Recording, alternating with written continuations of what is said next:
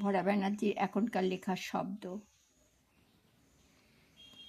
শব্দ করেই আমরা কথা বলি, তাই শব্দটা নিজের মধ্যেই। সবার শব্দ সবার সব সময় ন্যায়পরায়ণ বা ভাবনা চিন্তাটা পৃথক পৃথকভাবে, কিন্তু যেটা ন্যায়, যেটা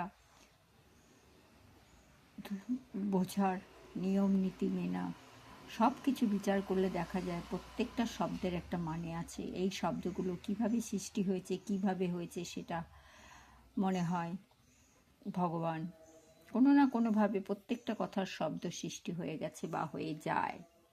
যেমন আমি লিখি হয়ে যায়, তেমনি ভগবানও লিখেছে হয়ে গেছে, মানুষ লিখেছে হয়ে গেছে, এইভাবেই শব্দের সৃষ্টি হয়েছে। কিন্তু আমার দেহ, পেট আর জীবন প্রতিদিনের পেট ভরা একটা ভালো খাবার খাওয়া প্রতিটা দিন, সেটা বড় পাওয়া।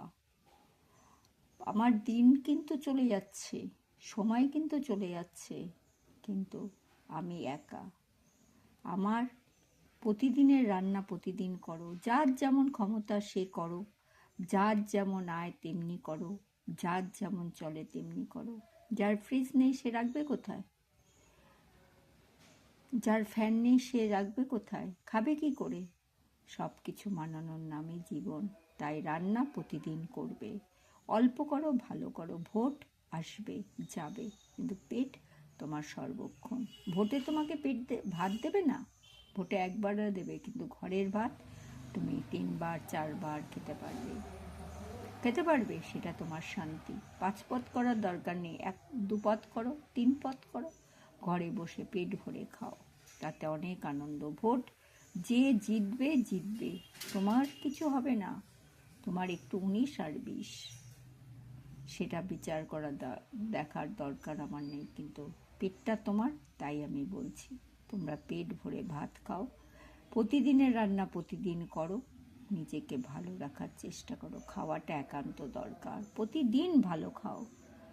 জীবনটা যখন চলে যাবে তখন তুমি বুঝতে পারবে যে আমি সারাটা জীবন ভালোভাবে খেয়েছি, আমার ভালো লেগেছে, টাটকা খেয়েছি, আমি রেখে খাইনি, আমার রাখার দরকার হয়নি। কতক্ষণ লাগবে রান্না করতে? মাত্র 1 ঘন্টা।